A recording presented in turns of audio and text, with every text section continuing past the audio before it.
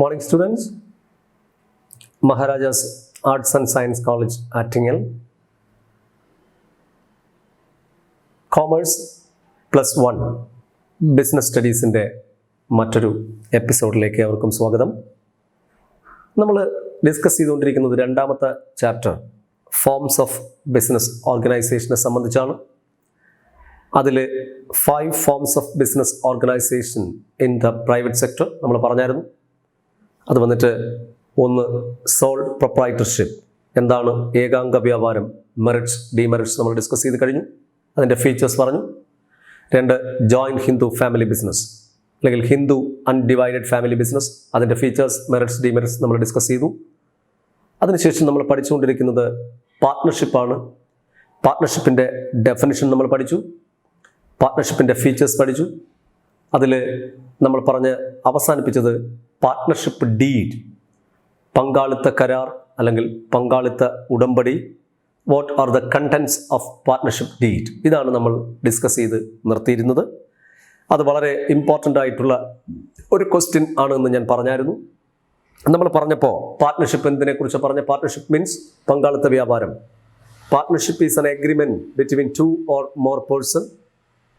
Partnership എന്ന് പറയുന്ന 2 അതിൽ കൂടുതലോ അല്ലെങ്കിൽ അധികമോ വരുന്ന വ്യക്തികൾ തമ്മിലുള്ള ഒരു agreement, കരാറാണ്. carried on by business, carried on a business, carried on by a business means ഒരു ബിസിനസ് ചെയ്യുക എന്ന ഉദ്ദേശത്തോടു കൂടി 2 അതിലധികമോ വ്യക്തികൾ ചേർന്നുള്ള ഒരു കരാറാണ്. carried on by all or any of them acting for all, എല്ലാവരും ചേർന്നോ, എല്ലാവർക്കും വേണ്ടി ഒരാളോ ചേർന്നുകൊണ്ട്, അല്ലെങ്കിൽ എല്ലാവരും കൂടിയോ എല്ലാവർക്കും വേണ്ടി ഒരാളോ പ്രവർത്തനങ്ങൾ നടത്തിക്കൊണ്ടു പോകുന്ന ലാഭനഷ്ടങ്ങൾ പങ്കിടുവാൻ 2 അതിലധികമോ വ്യക്തികൾ ചേർന്നുള്ള ഒരു കരാർ അല്ലെങ്കിൽ ഉടമ്പടിയാണ് പാർട്ട്ണർഷിപ്പ്.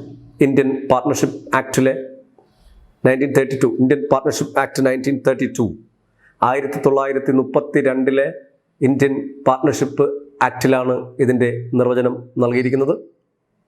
ഓക്കെ, നമ്മളിപ്പോൾ പഠിക്കാൻ പോകുന്നത് ടൈപ്സ് ഓഫ് പാർട്ട്ണർഷിപ്പ്. പാർട്ട്ണർഷിപ്പ് എത്ര തരം എന്നാണ്. നമ്മൾ പാർട്ട്ണർഷിപ്പിൻ്റെ ടൈപ്പിനെ 2ആയി തരംതിരിക്കും. ജനറൽ പാർട്ട്ണർഷിപ്പ് എന്നും സ്പെഷ്യൽ പാർട്ട്ണർഷിപ്പ് എന്നും.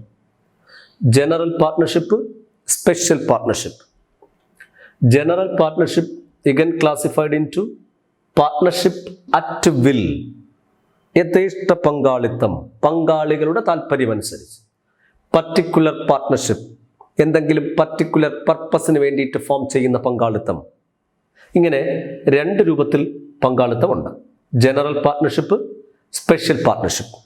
എന്താണ് ജനറൽ പാർട്ട്ണർഷിപ്പ് എന്ന് ചോദിച്ചാൽ, general partnership is further classified into 2, partnership at will, then particular partnership. അതിൽ ആദ്യം നമുക്ക് നോക്കാം എന്താണ് partnership at will. Partnership at will എന്ന് വെച്ചാൽ it exists at the will of the partners. Partnership at will exists means നിലനിൽക്കുന്നത് at the will of the partners. Any partner may terminate the partnership by giving notice for the same at his will. Any person may terminate the partnership by giving a notice. നിങ്ങൾ പങ്കാളിത്ത വ്യാപാരത്തിൽ പങ്കാളിത്തത്തിൽ നിന്നും നിങ്ങൾക്ക് പിരിഞ്ഞു പോകണം എന്നുണ്ടെന്നുണ്ടെങ്കിൽ നിങ്ങൾക്ക് notice നൽകിക്കൊണ്ട് അല്ലെങ്കിൽ അറിയിപ്പ് നൽകി നിങ്ങൾക്ക് പങ്കാളിത്തത്തിൽ നിന്നും പിരിഞ്ഞു പോകാം. അല്ലാത്ത പക്ഷം നിങ്ങൾക്ക് താല്പര്യമാണെങ്കിൽ എത്ര കാലം വേണമെങ്കിലും ആ പങ്കാളിത്തത്തിലേക്ക് തുടരാം. അങ്ങനെ യഥേഷ്ടം പങ്കാളികളുടെ ഇഷ്ടത്തിനനുസരിച്ച് ഇങ്ങനെ തുടരുന്ന പങ്കാളിത്തത്തെ പറയുന്ന പേരാണ് പാർട്ട്ണർഷിപ്പ് അറ്റ് വിൽ. അപ്പോൾ എന്താണ് പാർട്ട്ണർഷിപ്പ് അറ്റ് വിൽ എന്ന് വെച്ചാൽ it exists at the will of the partners. Special partnership എന്ന് വെച്ചാൽ it is formed to undertake, it is formed means രൂപീകരിക്കുന്നത്, to undertake a particular venture or to form particular venture or is formed for a particular period. എന്തെങ്കിലും ഒരു സംരംഭം, ഉദാഹരണത്തിന് ഒരു 50 നിലയുള്ള കെട്ടിടം നിർമ്മിക്കുക, അത് 5 വർഷം കൊണ്ട് പൂർത്തിയാകും. ആ 5 വർഷത്തേക്ക് ആ പർട്ടിക്കുലർ വെഞ്ചറിൻ്റെ കംപ്ലീഷന് വേണ്ടിയിട്ട് ഒരു പങ്കാളിത്തം രൂപപ്പെടുത്തുന്നു. അങ്ങനെ രൂപപ്പെടുത്തുന്ന പങ്കാളിത്തത്തെ പറയുന്ന പേരാണ് പർട്ടിക്കുലർ പാർട്ട്ണർഷിപ്പ്. അപ്പോൾ എന്താണ് പർട്ടിക്കുലർ പാർട്ട്ണർഷിപ്പ് എന്ന് വെച്ചാൽ? It is formed to undertake a particular venture or is formed to a particular period. It is come to an end on the completion of the venture or the expiry of the period. ഇതിൻ്റെ പങ്കാളിത്തത്തിൻ്റെ കാലാവധി അവസാനിക്കുമ്പോഴോ നമ്മൾ ഒരു particular വെഞ്ചറിന് വേണ്ടി form ചെയ്യപ്പെട്ടിരിക്കുന്നത് അത് തീരുകയോ ചെയ്യുമ്പോൾ, അല്ലെങ്കിൽ ആ വെഞ്ചർ കംപ്ലീറ്റ് ആകുമ്പോൾ ഈ പങ്കാളിത്തം അവസാനിക്കും. അതിനെ പറയുന്ന പേരാണ് പർട്ടിക്കുലർ പാർട്ട്ണർഷിപ്പ്. അപ്പോൾ partnership is classified into general partnership, special partnership. General partnership again classified into partnership at will, particular partnership. Particular അല്ലെങ്കിൽ partnership at will means it exist at the will of the partners. Particular partnership is formed to undertake a particular venture or formed for a particular period. അടുത്തത് special partnership. നിങ്ങൾ ഇങ്ങനെ മനസ്സിലാക്കി വെക്കുക, special partnership in India this type of partnership is not allowed. ഇന്ത്യയിൽ ഈ special type of partnership അല്ലെങ്കിൽ special partnership എന്ന് പറയുന്നത് ഇന്ത്യയിൽ ഫോം ചെയ്യുന്നത് അനുവദിക്കപ്പെട്ടിട്ടില്ല. ഇതെന്താന്ന് ചോദിച്ചാൽ ഇതൊരു ലിമിറ്റഡ് പാർട്ട്ണർഷിപ്പാണ്. പങ്കാളിത്ത വ്യാപാരത്തിലെ ഒന്നോ അതിലധികമോ വരുന്ന അല്ലെങ്കിൽ ഒന്നോ അതിലധികമോ വരുന്ന വ്യക്തികളുടെ ബാധ്യത ക്ലിപ്തമായിരിക്കും. ആ പങ്കാളിത്തത്തിൽ ഏതെങ്കിലും ഒരു വ്യക്തി അറ്റ്ലീസ്റ്റ് 1% ബാധ്യത അൺലിമിറ്റഡ് ആയിരിക്കും. ബാക്കി വരുന്ന ആൾക്കാരുടെ ബാധ്യത എന്ന് പറയുന്നത് ലിമിറ്റഡ് ആണ്. ഏതെങ്കിലും ഒരു വ്യക്തിയുടെ ബാധ്യത അൺലിമിറ്റഡ് ആയിരിക്കും. നമ്മൾ ആദ്യമേ പഠിച്ചു വന്നറിയാം, the liability of the partners in a partnership firm is unlimited. അക്ലിപ്ത ബാധ്യത. ബിസിനസ്സിൽ നഷ്ടം സംഭവിച്ചാൽ പേഴ്സണൽ പ്രോപ്പർട്ടീസും ലയബിൾ ആയിരിക്കും. പക്ഷേ ഈ സ്പെഷ്യൽ ടൈപ്പ് ഓഫ് പാർട്ട്ണർഷിപ്പ് ഇന്ത്യയിൽ അനുവദനീയം അല്ല. ഓക്കെ, നമ്മൾ അടുത്ത് പഠിക്കാൻ പോകുന്നത് types of partners. Types of partnership നമ്മൾ പറഞ്ഞു, ജനറൽ പാർട്ട്ണർഷിപ്പും സ്പെഷ്യൽ പാർട്ട്ണർഷിപ്പും. ജനറലിൽ partnership at will, particular partnership. ഇത് പരീക്ഷയ്ക്ക് വളരെ കൃത്യമായിട്ട് പഠിച്ച് 8 മാർക്കിന് പലവട്ടം ചോദിച്ചിട്ടുള്ള ക്വസ്റ്റ്യൻ ആണ്. ടൈപ്സ് ഓഫ് പാർട്ട്നേഴ്സ് നമ്മൾ പറഞ്ഞിരുന്നല്ലോ, പങ്കാളിത്ത വ്യാപാരത്തിലെ പങ്കാളികളെ പറയുന്ന പേര് പാർട്ട്നേഴ്സ് എന്നാണ്. Individually called as partners and collectively called as firm. തന്നല്ലോ, FIRM, ഫേം, സ്ഥാപനം. അപ്പം ഇന്ത്യൻ പാർട്ട്ണർഷിപ്പ് ആക്ടിലെ, അതായത് ഇന്ത്യൻ പാർട്ട്ണർഷിപ്പ് ആക്ട് 1932 സെക്ഷൻ 4 പാർട്ട്ണർഷിപ്പിന്റെ നിർവചനം നൽകിയിട്ടുണ്ട്. നമുക്കറിയാലോ, അതിൽ ആ നിർവചനം എഴുതിയതിനു ശേഷം ടൈപ്സ് ഓഫ് പാർട്ട്നേഴ്സ്, പങ്കാളികൾ എത്ര തരം എന്ന് ചോദിക്കുന്ന 8 മാർക്കിന്റെ ക്വസ്റ്റ്യൻ ആൻസർ ചെയ്യാൻ പോവുകയാണ്.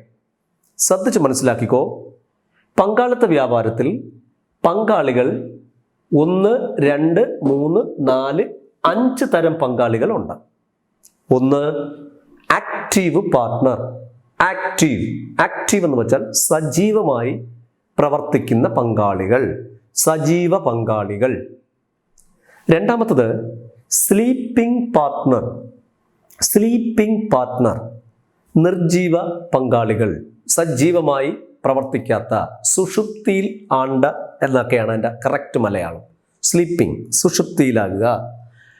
Nominal partner. നോമിനൽ എന്ന് വെച്ചാൽ നാമമാത്രമായ പങ്കാളി എന്നാണ് അർത്ഥം. അടുത്തത് പാർട്ട്ണർ ബൈ എസ്റ്റോപ്പൽ. അടുത്തത് partner by holding out. Then last one partner by profits only. അപ്പോൾ എത്ര തരം പങ്കാളികൾ ഒരു പങ്കാളിത്ത സ്ഥാപനത്തിലുണ്ടെന്ന് ചോദിച്ചാൽ active partner, sleeping partner, nominal partner, partner by estoppel, partner by holding out, partner by profits only. ഇതിൽ അതിൻ്റെ ഡീറ്റെയിലിങ്ങിലേക്ക് പോവുകയാണ്. എന്താണ് സജീവ പങ്കാളി അല്ലെങ്കിൽ ആരാണ് ആക്റ്റീവ് പാർട്ട്ണർ എന്ന് ചോദിച്ചാൽ, active partner, a partner who contribute capital എന്ന് വെച്ചാൽ ബിസിനസ് പ്രവർത്തനത്തിലേക്ക് മൂലധനം ഇട്ടിട്ടുള്ള അല്ലെങ്കിൽ മൂലധനം നൽകിയിട്ടുള്ള വ്യക്തി. അപ്പോൾ active partner is a partner, he contribute capital, actively participate in the day to day working of the firm. Actively participate എന്ന് വെച്ചാൽ സജീവമായി പങ്കെടുക്കുക എന്നാണ്. സജീവമായി പങ്കെടുക്കുന്നു എന്തിൽ? The day to day working of the firm. സംരംഭത്തിൻ്റെ ദൈനംദിനമായിട്ടുള്ള പ്രവർത്തനങ്ങളിൽ സജീവമായി പങ്കെടുക്കുകയും മൂലധനം നൽകുകയും ചെയ്തിട്ടുള്ള അല്ലെങ്കിൽ മൂലധനം കൊണ്ടുവരികയും ചെയ്തിട്ടുള്ള പങ്കാളിയെ നമ്മൾ പറയുന്ന പേരാണ് സജീവ പങ്കാളി. നമ്മൾ എപ്പോഴും പറയാമല്ലോ, അയാൾ പ്രവർത്തനങ്ങളിൽ വളരെ സജീവമാണ് എന്ന് വെച്ചാൽ എല്ലാ കാര്യങ്ങളിലും ഏർപ്പെട്ട് നിൽക്കുന്ന ആളിനെയാണ് സജീവമായി പ്രവർത്തിക്കുന്ന ആളെന്ന് പറയുക. പങ്കാളിത്ത വ്യാപാരത്തിൽ പങ്കാളികൾ മൂലധനം കൊണ്ടുവരികയും ലാഭനഷ്ടങ്ങൾ പങ്കിടുകയും ചെയ്യും അറ്റ് ആൻ അഗ്രീഡ് റേഷ്യോ. എല്ലാവരും കൂടിയോ എല്ലാവർക്കും വേണ്ടി ഒരാളോ ആയിരിക്കും അതിൽ പ്രവർത്തിക്കുന്നത് എന്നാണല്ലോ നമ്മൾ നിർവചനം പഠിച്ചു വെച്ചിരിക്കുന്നത്. അപ്പോൾ an active partner is a partner, he contribute capital and he is actively participate in the day-to-day working of the business അല്ലെങ്കിൽ day-to-day working of the management. സംരംഭത്തിൻ്റെ പ്രവർത്തനത്തിൽ നിരന്തരം ദൈനംദിനം സജീവമായ പ്രവർത്തനങ്ങളിൽ പങ്കെടുത്തുകൊണ്ടും മൂലധനം കൊണ്ടുവന്നും അല്ലെങ്കിൽ മൂലധനം ഇട്ടുകൊണ്ടും പ്രവർത്തിക്കുന്ന വ്യക്തിയെ നമ്മൾ പറയുന്ന പേര്, പങ്കാളിയെ പറയുന്ന പേര് സജീവ പങ്കാളി. അതിൻ്റെ ജസ്റ്റ് ഓപ്പോസിറ്റാണ് സ്ലീപ്പിംഗ് പാർട്ട്ണർ എന്ന് വെച്ചാൽ സജീവ പങ്കാളി സജീവമായി പങ്കെടുക്കുന്നു. അപ്പം സ്ലീപ്പിംഗ് പാർട്ട്ണർ എങ്ങനെയായിരിക്കും? സജീവമായി പങ്കെടുക്കുന്നില്ല, അയാൾ എന്ത് ചെയ്യുന്നു? സുഷുപ്തിയിലാണ് എന്ന് വെച്ചാൽ ആക്റ്റീവ് അല്ല, സജീവമല്ല, നിർജീവമായി നിൽക്കുക എന്ന് വെച്ചാൽ does not take any active part in the working of the firm, does not take the active part in the working of the firm. സംരംഭത്തിൻ്റെ പ്രവർത്തനങ്ങളിൽ അല്ലെങ്കിൽ മാനേജ്മെന്റ് പ്രവർത്തനങ്ങളിൽ does not participate, പങ്കെടുക്കുന്നില്ല എന്ന് വെച്ചാൽ does not participate active part in the management. He only contributes capital and share profit and losses. He only contribute capital. Sleeping പാർട്ട്ണറുടെ പ്രത്യേകത മാനേജ്മെന്റിന്റെ സജീവമായിട്ടുള്ള പ്രവർത്തനങ്ങളിൽ ഇടപെടുന്നില്ല. പിന്നെയോ അദ്ദേഹം ക്യാപിറ്റൽ കൊണ്ടുവരുന്നുണ്ട്, മൂലധനം കൊണ്ടുവരുന്നുണ്ട്. മൂലധനം കൊണ്ടുവരാതെ പങ്കാളിത്തത്തിൽ പങ്കാളിയാവാൻ പറ്റത്തില്ല. മൂലധനം കൊണ്ടുവരുന്നുണ്ട്, പക്ഷേ പ്രോഫിറ്റ് ആൻഡ് ലോസ് പങ്കിടുന്നുമുണ്ട്. പകരം അയാൾ എന്ത് ചെയ്യുന്നില്ല?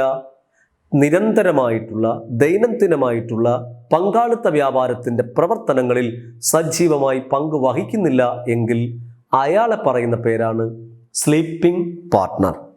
ഇയാളുടെ ബാധ്യതയും അൺലിമിറ്റഡ് ആയിരിക്കും. ഇദ്ദേഹത്തിൻ്റെ ബാധ്യതയും അൺലിമിറ്റഡ് ആണ്. പങ്കാളിത്ത വ്യാപാരത്തിൽ പങ്കാളികളുടെ ബാധ്യത അൺലിമിറ്റഡ് അല്ലേ? തേർഡ് പാർട്ടീസിൻ്റെ ഡെപ്റ്റ് അല്ലെങ്കിൽ മൂന്നാമത് കക്ഷികളുടെ ബാധ്യത നിറവേറ്റാൻ ഇദ്ദേഹവും ബാധ്യസ്ഥനായിരിക്കും. ഇദ്ദേഹത്തിൻ്റെ പൈസയും അതിനുവേണ്ടി വിനിയോഗിക്കേണ്ടതായിട്ട് വരും. അപ്പം ആരാണ് ആക്റ്റീവ് പാർട്ട്ണർ, ആരാണ് സ്ലീപ്പിംഗ് പാർട്ട്ണർ? ആക്റ്റീവ് പാർട്ട്ണർ അറിയാമെങ്കിൽ സ്ലീപ്പിംഗ് പാർട്ട്ണർ പഠിക്കാൻ എളുപ്പമാണ്. Active partner is a partner who contribute capital, actively participate in the day-to-day working of the firm and share profit and losses. Sleeping partner does not actively participate in the management or working of the firm. He only contribute capital and share profit and losses. His liability is unlimited. മൂന്നാമത്തെ കാര്യം ശ്രദ്ധിച്ച് മനസ്സിലാക്കുക, nominal partner. Nominal എന്ന് വെച്ചാൽ നാമമാത്രമായി എന്നാണ് അർത്ഥം. Nominal partner നാമമാത്രമായ പങ്കാളി എന്നാണ്. നാമമാത്രമായ പങ്കാളി നോക്കൂ, nominal partner is a partner neither contribute capital nor take actively participate in the management of the business. ഈ വ്യക്തി ക്യാപിറ്റൽ കോൺട്രിബ്യൂട്ട് ചെയ്യുകയോ സംരംഭത്തിൻ്റെ ദൈനംദിനമായിട്ടുള്ള പ്രവർത്തനത്തിൽ പങ്കെടുക്കുകയോ ചെയ്യുന്നില്ല.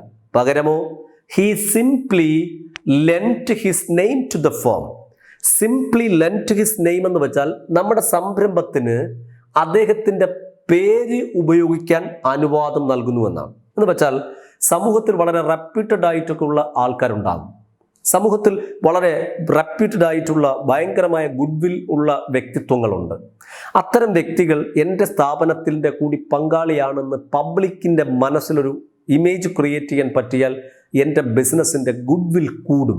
ആ ഉദ്ദേശത്തോടെയാണ് ഈ നോമിനൽ പാർട്ട്നേഴ്സിനെ അക്സെപ്റ്റ് ചെയ്യുന്നത്. അപ്പോൾ എന്താണ് നോമിനൽ പാർട്ട്നേഴ്സ് എന്ന് ചോദിച്ചാൽ, a nominal partner is a partner neither contribute capital nor take active part in the management of the business. പിന്നെയോ he simply lent his name to the firm. അദ്ദേഹത്തിൻ്റെ പേര് സ്ഥാപനത്തിന് ഉപയോഗിക്കാൻ നൽകുക മാത്രമാണ്. പക്ഷേ ഇദ്ദേഹത്തിന് നമ്മൾ പറയുന്ന പേര് കോസി പാർട്ട്ണർ എന്നും പറയും. പരീക്ഷയ്ക്ക് കോസി പാർട്ട്ണർ എന്തെന്ന് പരീക്ഷയ്ക്ക് ചോദിച്ചാൽ നിങ്ങൾ നോമിനൽ പാർട്ട്ണർ ആണ് എന്ന് മനസ്സിലാക്കുക. എന്ന് വെച്ചാൽ പങ്കാളിത്ത വ്യാപാരത്തിൽ മൂലധനം മുടക്കുന്നില്ല, പങ്കാളിത്തത്തിൻ്റെ പ്രവർത്തനങ്ങളിൽ ദൈനംദിനമായിട്ടുള്ള അല്ലെങ്കിൽ പങ്കാളിത്ത പ്രവർത്തനങ്ങളിൽ ഇടപെട്ട് പ്രവർത്തിക്കുന്നില്ല. only he simply lent his name.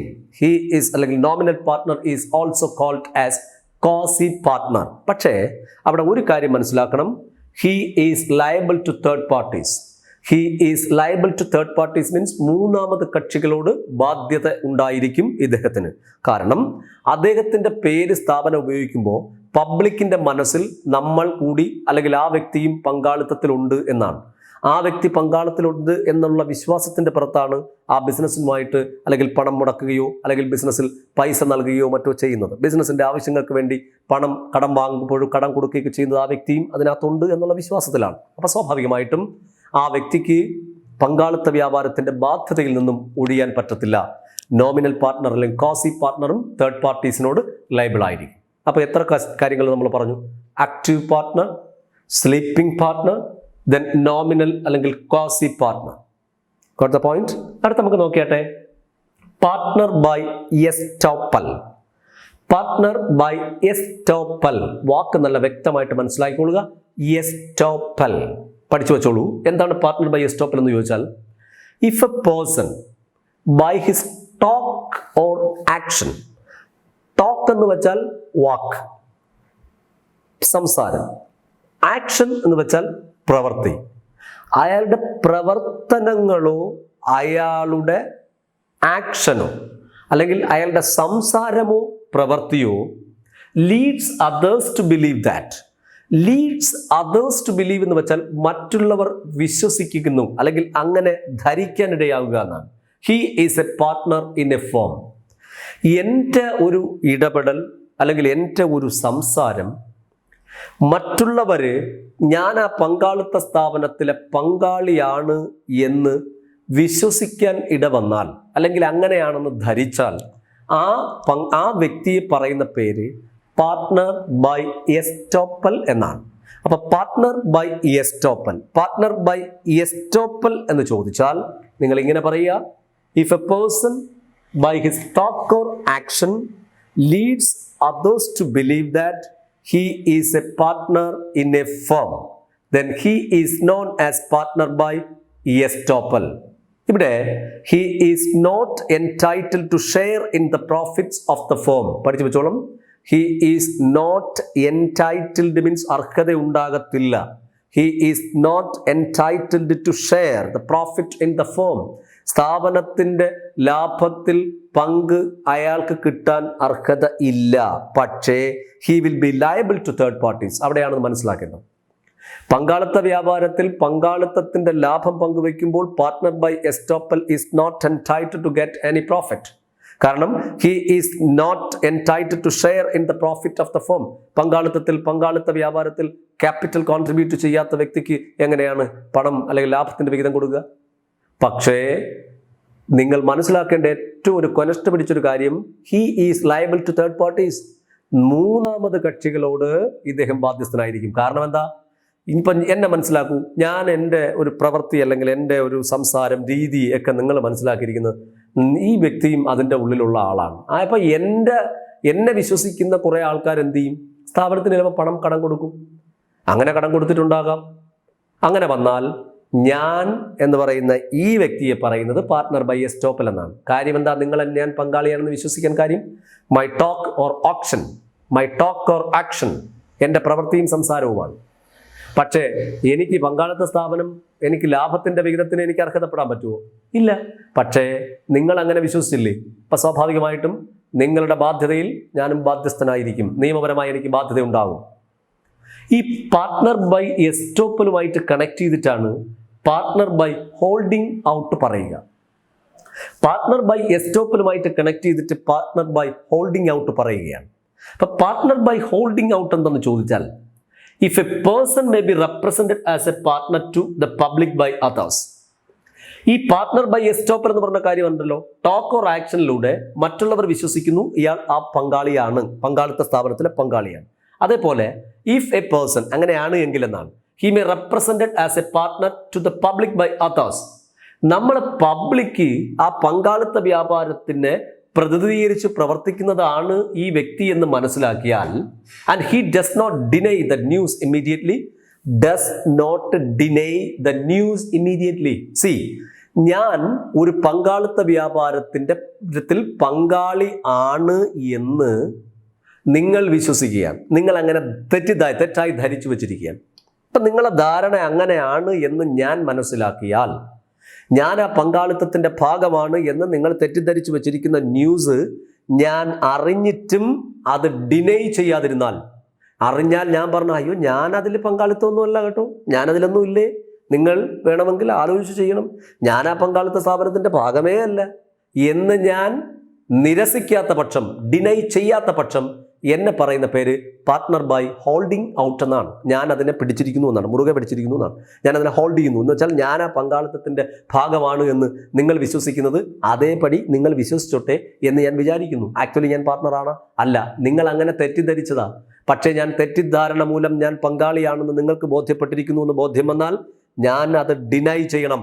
Deny ചെയ്യാത്ത പക്ഷം എന്നെ പറയുന്ന പേര് പാർട്ട്ണർ ബൈ ഹോൾഡിംഗ് ഔട്ട് എന്നാണ്. He is considered as a partner by holding out. He is liable to third parties to the debt. അപകടവതാണ്. He is liable to the third parties to the debt. ബാധ്യതകളിൽ അദ്ദേഹം ബാധ്യസ്ഥനായിരിക്കും. മൂന്നാമത്തെ കക്ഷികൾക്ക് കടം സംരംഭത്തിനുണ്ടായി കൊടുക്കേണ്ടതായിട്ട് വരുമ്പോൾ ഇദ്ദേഹത്തിനും ബാധ്യത നിലനിൽക്കും. നിയമപരമായി ബാധ്യത ഇദ്ദേഹത്തിന് നിലനിൽക്കും. നിങ്ങൾ പങ്കാളിത്ത വ്യാപാരത്തിലെ പങ്കാളിയായില്ല എങ്കിൽ നിങ്ങളത് അങ്ങനെയാണെന്ന് മറ്റൊരാൾ വിശ്വസിക്കുന്നു, അങ്ങനെയൊക്കെ വേണമെങ്കിൽ നിങ്ങളത് പറയണം, അയ്യോ അങ്ങനെയല്ല, ഞാനിതിൻ്റെ ആരുമല്ല കേട്ടോ എന്ന് നിങ്ങൾ പറയണം. അല്ലാതെ ന്യായം വെച്ച് നിന്നാൽ നിങ്ങളും അതിലുള്ള ആളാണെന്ന് മനസ്സിലാകും. അപ്പോൾ എന്താണ് partner by holding out? If a person may be represented as a partner to the public by others and he does not deny the news immediately or knowing it, he is considered as a partner by holding out and he is liable to third parties to the ഡെപ്റ്റ്. അപ്പോൾ എത്ര പോയിന്റായി? Active partner, sleeping partner, nominal partner, partner by estoppel, partner by holding out. Then ഇവിടെ partner by എസ്റ്റോപ്പലിന്റെ കാര്യത്തിൽ ഒരു കാര്യം കൂടെ പറയണം. പാർട്ട്ണർ ബൈ എസ്റ്റോപ്പൽ നമ്മൾ പറഞ്ഞില്ലേ, എന്താ പാർട്ട്ണർ ബൈ എസ്റ്റോപ്പൽ പറയുക? If a partner by his talk or action leads to others to believe that he is a partner in a firm. സംരംഭത്തിലെ പങ്കാളിയാണെന്ന് അദ്ദേഹത്തിന്റെ വാക്കുകളോ പ്രവൃത്തിയോ മറ്റൊരുവൻ തെറ്റിദ്ധരിച്ച് പങ്കാളിയാണെന്ന് മനസ്സിലാക്കിയിരിക്കുകയാണ്, അയാളെയാണ് partner by estoppel. He is not entitled to share in the profit of the firm. He is liable to third parties. അദ്ദേഹം ബാധ്യതയുണ്ടാകും മൂന്നാമത്തെ കക്ഷികളോട്. ഞാൻ പറഞ്ഞല്ലോ, അടുത്ത് നോക്കിയാട്ടെ, last one, partner by profit only. Partner by profit only, ലാഭത്തിന് വേണ്ടി മാത്രം പങ്കാളിത്ത വ്യാപാരത്തിൽ പ്രവർത്തിക്കുന്ന പങ്കാളി. It's a partner if a person may be admitted to a partnership to share the profits without bearing losses. A partner അല്ലെങ്കിൽ person may be admitted in a partnership to share the profit, not admit any losses. പങ്കാളിത്തത്തിന്റെ നഷ്ടം admit ചെയ്യാൻ തയ്യാറല്ല, ലാഭത്തിന് വേണ്ടി മാത്രമായി പങ്കാളിത്ത വ്യാപാരത്തിൽ ഉൾക്കൊള്ളിച്ചിരിക്കുന്ന പങ്കാളിയെ പറയുന്ന പേരാണ് പാർട്ട്ണർ ബൈ പ്രോഫിറ്റ്സ് ഓൺലി. അപ്പൊ എന്താണ് partner by profit only? If a person may be admitted to a partnership, പങ്കാളിത്തത്തിൽ ഇങ്ങനെ ഒരു പങ്കാളിയെ വയ്ക്കാം, നമുക്ക് താല്പര്യം ഉണ്ടെങ്കിൽ മാത്രമേ ചേരാൻ പറ്റുള്ളൂ, അത് വേറെ കേസ്. നമ്മൾ പങ്കാളിത്തത്തിന്റെ ലാഭത്തിന് വേണ്ടി മാത്രം, without bearing losses is called as partner by profits only. Partner by profit only. അപ്പം ഇത് പരീക്ഷയ്ക്ക് പലവട്ടം 8 മാർക്കിന് ചോദിച്ചിട്ടുള്ള ക്വസ്റ്റ്യനാണ്. മാത്രമല്ല, ഒരു കൊമേഴ്സ് സ്റ്റുഡൻറ്റിനെ സംബന്ധിച്ചിടത്തോളം നമ്മൾ പങ്കാളിത്ത വ്യാപാരത്തിൽ എത്ര തരം പങ്കാളികളുണ്ട് എന്ന് അറിഞ്ഞുകൊണ്ടിരിക്കരുത്. അപ്പോൾ എത്ര തരം പങ്കാളികളുണ്ട്? ആക്റ്റീവ് പാർട്ട്ണർ, സജീവമായി പങ്കെടുക്കുന്ന വ്യക്തി, ക്യാപിറ്റൽ കോൺട്രിബ്യൂട്ട് ചെയ്യുന്നു, സജീവമായി ദൈനംദിന പ്രവർത്തനങ്ങളിൽ പങ്കെടുക്കുന്നു, ലാഭനഷ്ടങ്ങൾ പങ്കുവയ്ക്കുന്നു. അകൃത്ത ബാധ്യത, സ്ലീപ്പിംഗ് പാർട്ട്ണർ, സജീവമായി പങ്കെടുക്കുന്നില്ല, പക്ഷേ അവിടെ എന്ത് ചെയ്യുന്നു?